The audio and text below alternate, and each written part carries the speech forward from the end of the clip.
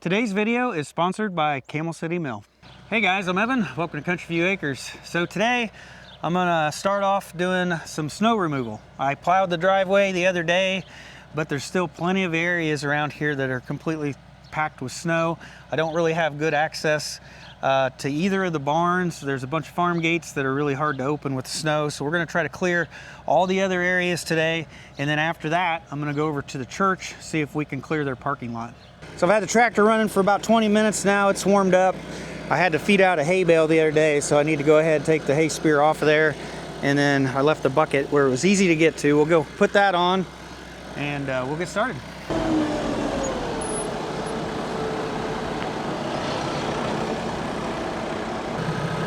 Sometimes I find it's easier just to stick my head out the door so I can see what I'm doing.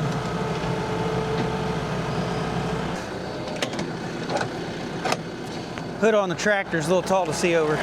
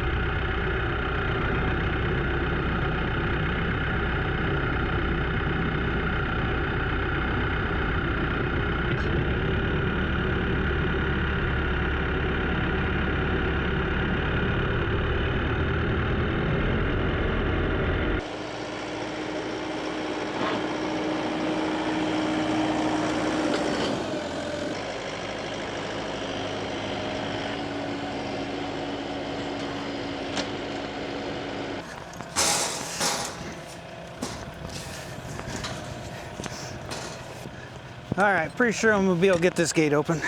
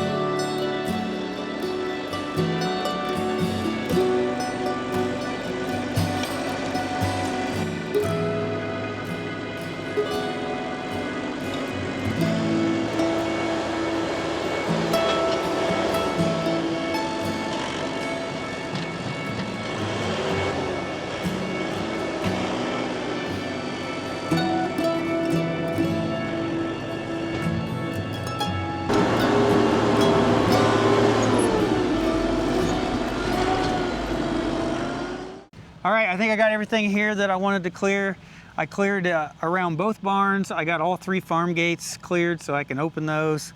I got cleared in front of the dumpster and the mailbox. So I think we'll head over to the church now. We'll do a few laps around there, clean up the parking lot, and then we'll find something else to do.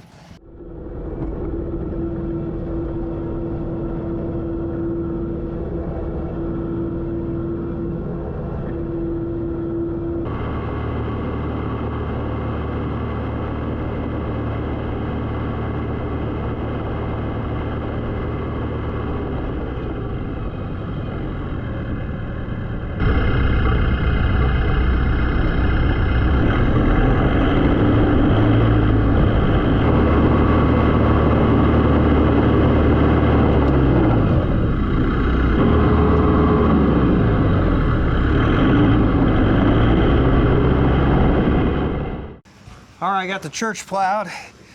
I think it took over 2 hours. There's so much snow on the ground, I had to go over the parking lot like twice. So now I've got the truck warming up. I'm gonna go do some chores, and then I wanna pull the truck into the garage, get it up on the car lift. It's been acting a little funny lately, and then yesterday it started shaking on me.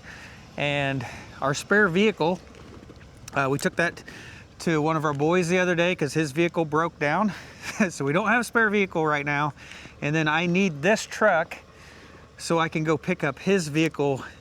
It's sitting at his work parking lot, broke down. I need to go pick it up, and then I need to bring it here and work on it. So I need this truck running right. So it's just, everything happens at once, right? So I want to make sure that this is actually going to run good enough where I can go get his car and work on it. Oh, sliding. Actually, first thing I want to do is run out and check the mailbox, because the mail, I saw the mail people today, they hadn't ran. It's the first day they've delivered mail in a few days. Yeah, the post office used to deliver mail, rain or shine. Oh look, I got a flyer for a machinery auction right there. So like I said earlier, today's video is sponsored by Camel City Mill, and I am glad to have them as a sponsor. They make really durable work socks, and they're like my favorite sock to wear. I wear them almost every day.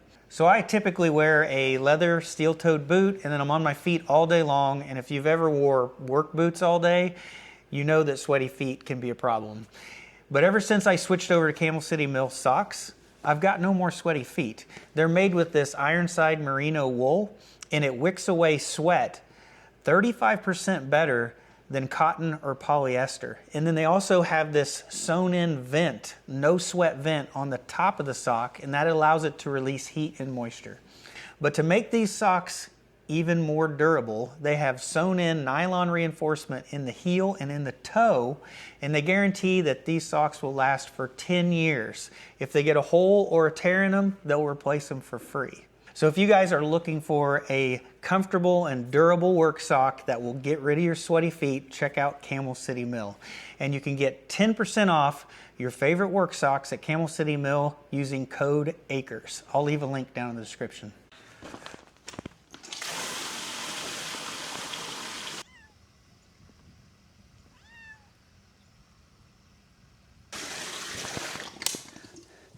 In my last video, we had this hose freeze up on us, and I had some people say it's because we didn't disconnect it from the hydrant.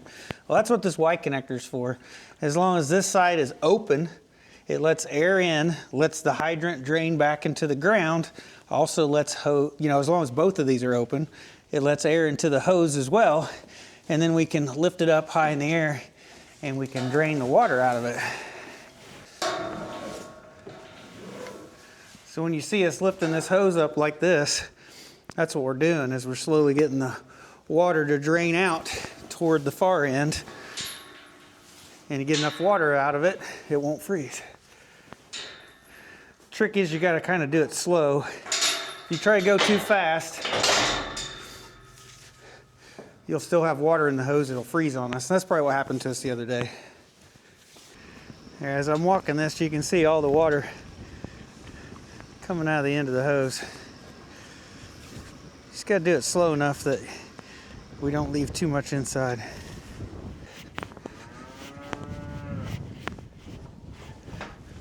And this hose right here, it does get disconnected every time.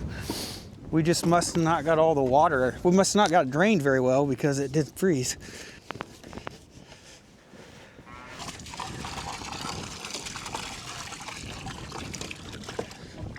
Stay in there.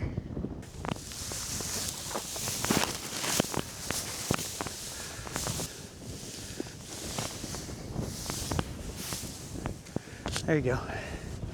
You can get to it better.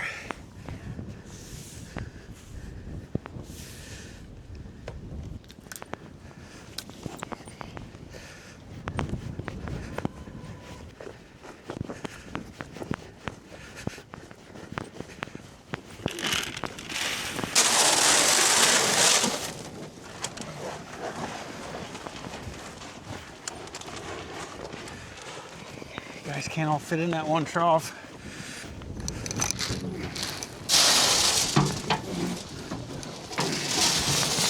Look out, Ellie.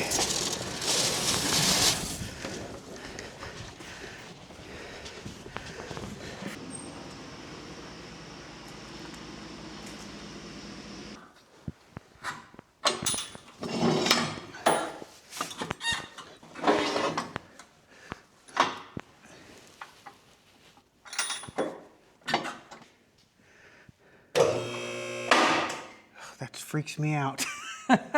That's like the locking mechanism so that it won't fall down. It clicks as you go up. Forgot about it. Well, the vehicle started shaking on me the other day. I kind of wondered if I had a wheel going out around or if I had a bad wheel bearing. I'm just gonna go around and check all the wheels.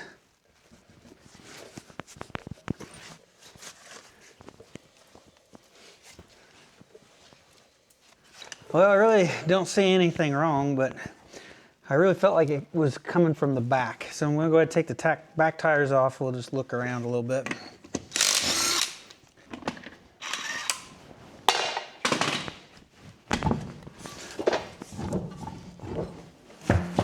So right here, something I've been wanting to fix. This is the muffler bracket, and it's actually come loose. Well, look at that. Oh, good thing it never like fell off going down the road, I guess. Didn't really think about that. But yeah, the welds broke loose. I bought some stainless wire, MIG wire, so I could try to get that back on.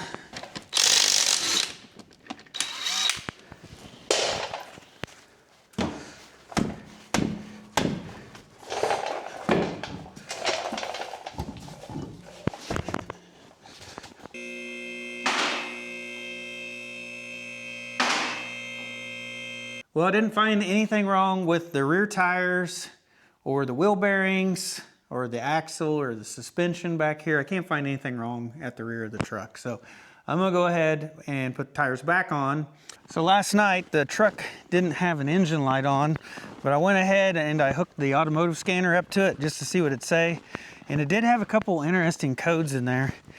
Both of the cam position sensors, both of them had an error. And I really doubt that both sensors failed at the same time. They're probably just a side effect of something else. So I ended up watching probably like 10 YouTube videos on those two error codes just to try to find out what the common causes were. And there's several things it can be. But one thing I found interesting is that this truck has variable timing in here. So as your engine revs up, it can advance the timing or retard the timing. And it does that through a couple of solenoids. And those solenoids run off of, they work off of oil pressure. So if you have low oil pressure, if you have like dirty oil, gummy oil, it could affect those solenoid valves. Of course, it can be several other things like the valves themselves, the position sensors. It could be in there with the timing gears and the timing chain and all of that as well. There's several things, but the easy thing to change would be the oil. So I decided I just want to go ahead and do like just a tune-up on the truck. So I went into town to get parts. While I was there, I just went ahead and had the oil changed, hit the easy button on that one. And then I got a brand new serpentine belt for the front, It hasn't been changed since I've had the truck. Got new spark plugs, new air filter, and some injector cleaner to put in the fuel tank. So we'll go ahead and get started and just kind of go through the whole thing and just kind of do some general maintenance real quick. So after I had the oil changed, I did clear the codes in the engine, and they haven't come back yet, so we'll just kind of keep an eye on that.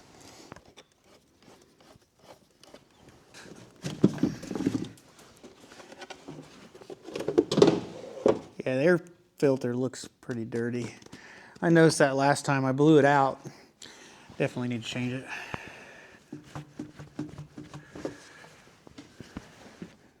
All right, first thing I want to do is I want to change the serpentine belt. It goes across, one belt that goes across all the pulleys on the front. And then right down here, that is the tensioner pulley. And you can fit a 1/2 inch like socket wrench in it and release the tension. I'll put a cheater bar on my wrench, but I am getting it to loosen. There we go. Sometimes it helps to have really small hands. Got it out. Yeah, the belt doesn't look that bad, but I know it's been on there for probably at least 65,000 miles. So change them every 100. So who knows how long it was on there. And I got a Gates belt to replace it with. Do a quick check, make sure they look like they're the same length. Yeah, pretty much. All right, I think I got everything where it's supposed to be. I just got to get it over the last pulley. Oh, there we go. We're on. All right, I got some of this Lucas oil injector cleaner, and supposedly this long neck should fit down in here. There she goes. All right, next thing I need to do is just change spark plugs, and they are right under this. This is the coil. There's one coil per spark plug. There's 4 in a row here. You can't see the back ones. But I'll take the coil off, and then I can get access down in there to pull out the spark plug. And then on the other side of the engine, you can see all 4 of them. The back one's the hardest one to get to. So that right there is the coil. And then you got a rubber boot down to the spark plug, so there's no spark plug wires.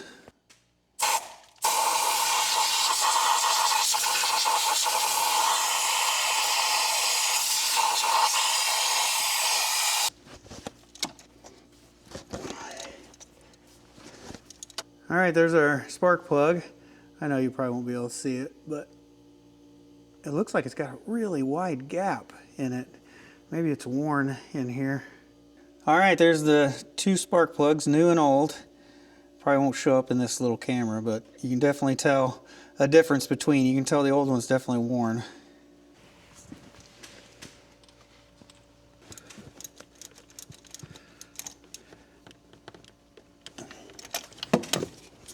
The guys at AutoZone ended up screwing me over. They sold me 2 boxes of spark plugs, supposed to be 4 in each one of them, and this one's only got 2 on the inside instead of, so I have 6 spark plugs instead of 8, which that means I'm gonna have to run back to town. I'm gonna have to put the truck back together. I don't have a spare vehicle. Put the truck back together, go to town, get the 2 missing spark plugs, come back, wait for the engine to cool down again, and then I can change the spark plugs. This is basically gonna add another 2 hours to this job just from driving back and forth and waiting for it to cool down.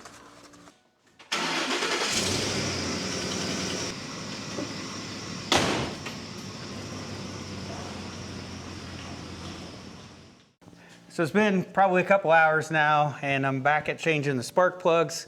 All the way back to the far one, the 4th spark plug. And this one had like oil around the boot. And then there's actually, when you open up the coil, there's oil in here as well where the boot goes onto the coil. I thought that was a little odd. And now that I've started to pull the spark plug out, that spark plug was actually loose. It's like hand tight. I can just take it out by hand. All right, there it is. Got that one out. And yeah, looks about just as bad as the other ones. But you see how much oil is in the threads? That's not like burnt. That's actually, it's glistening you know, like wet oil. So that wasn't good. Yeah, you can see all the oil around the top of the spark plug where it had been blowing by.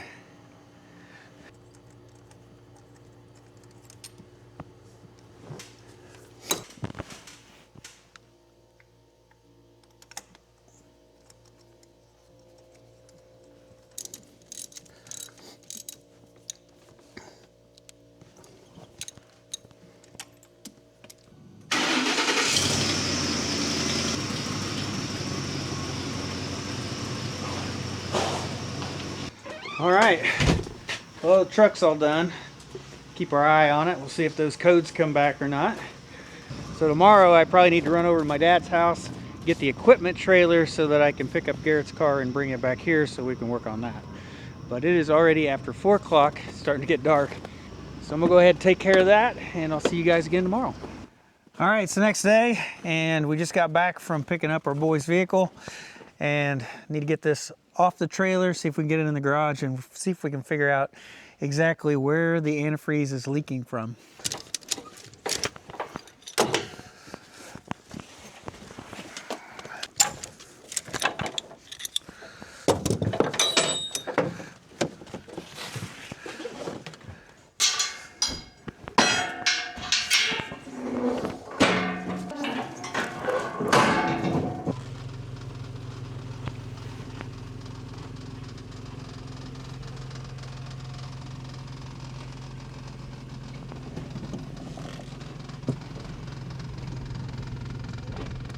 All right, first thing I did is I put the scan tool on the vehicle to see how many error codes it has, and it has like 17 errors on it.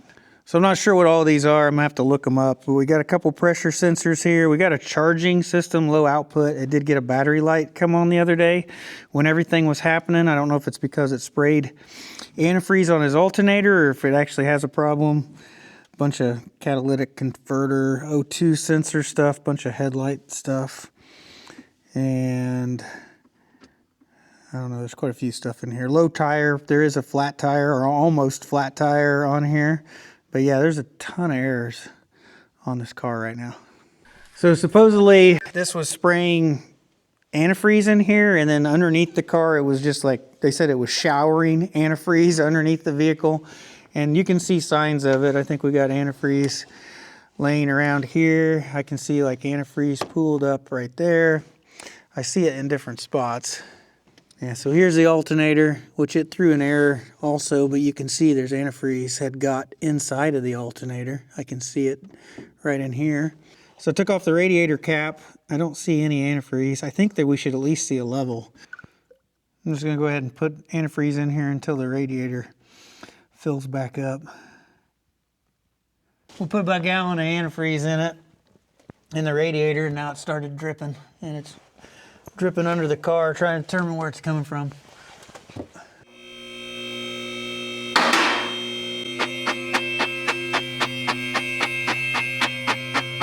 Well, I can see the drip coming from the water pump. Like the pulley on the water pump, I can see it dripping off of it and then cascading down to the floor. So that looks like where it originates.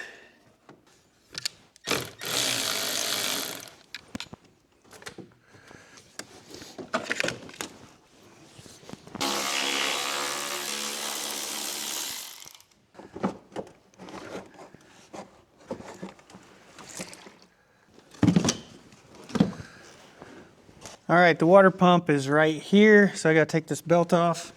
So just like with my truck, push on the tensioner and the belt will come off. So here's a closer look at the water pump, and if you look at this pulley, look at that. It's got a ton of movement in it, so it's probably got a bearing that went out or something in there. Definitely in bad shape.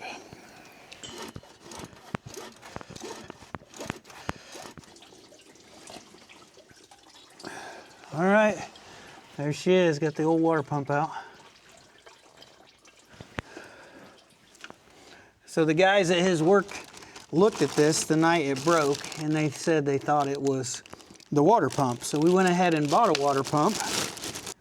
And you can tell a big difference between them. This one has no slop in it whatsoever. All right, it's the next day now, and last night we did run to AutoZone to try to get a few more little parts for this job. Today we're gonna see if we can get it put together. So we do have the water pump. We had already purchased this. We ended up purchasing a new idler pulley. We found this idler pulley was chipped. The drive belt seemed perfectly fine. I couldn't find a single crack in the drive belt. So I didn't end up buying a new one. We're gonna go ahead and just put this one back on. I know this would be a good time to do it, but I mean, I really could not find anything wrong with this. But we're gonna go ahead, we'll get all this put back together and see if we get the car running again. Then after that, we'll check the alternator. Since there was an error about the alternator charging, we'll make sure everything's charging the way it should and make sure we don't have another problem.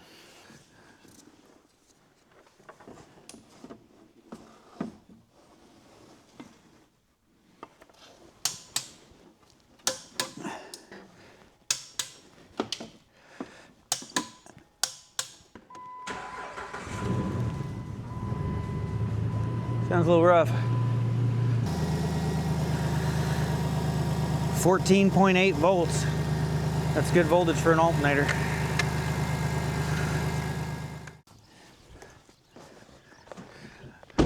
All right, I think we've done what we can. I think we've fixed the main problem. The water pump's replaced.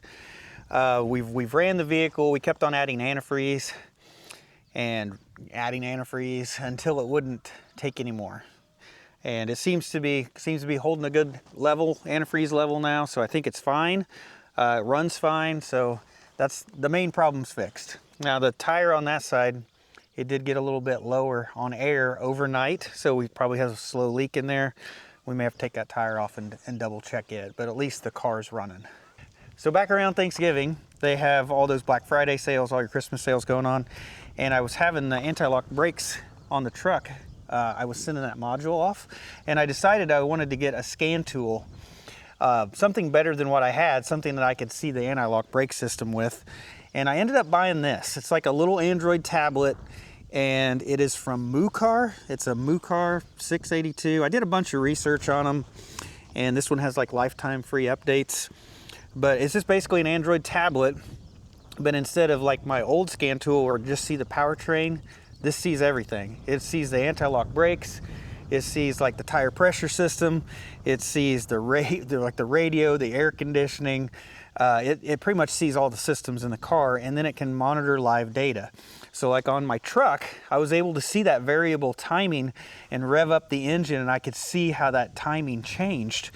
And then you can also do two-way control, so you can actually send signals to the vehicle, and you can activate things in the vehicle and turn them on and off and do some troubleshooting that way. So for a mid-level scan tool, and it was on sale, I think I paid somewhere around $300 for it, but it has come in super handy just in the last 2 months that I've had it. And of course we run used vehicles. I think anytime you run used vehicles and you're a DIYer where you try to fix them yourself, a scan tool is definitely useful. At least it has been for me. And this ain't sponsored or nothing. I just kind of researched this and bought this on my own. But it's definitely been pretty handy these last few months. So this week, we haven't really made much progress on any of our projects or our goals. With all this snow and cold weather, we've just been basically trying to keep everything just running around here. Keeping the animals watered, keeping it thawed out, keeping the animals fed, keeping the fire fed in the house. Like, it is so cold right now. The fire has to burn pretty well constantly and pretty hot all the time just to keep the house at the right temperature. So it just seemed like over the beginning of the week, we're just fighting the cold weather, trying to keep up with that. And then we had the vehicle problems and we spent like 3 days working on vehicles. So it's been kind of one of those weeks where you basically are trying to just put out fires, just get done what needs to be done. And hopefully we're caught up with that, with at least the vehicle part of it. And I'm hoping to get back on some projects here this next week, as long as the weather doesn't do anything crazy. But I think as far as today is concerned, I think I need to get this trailer back to my parents' house and take that back. And then I probably still need to look at the tire on his car. But I think that's going to be it for today's video, guys. So I hope you guys have a wonderful day, and I'll see you in the next one.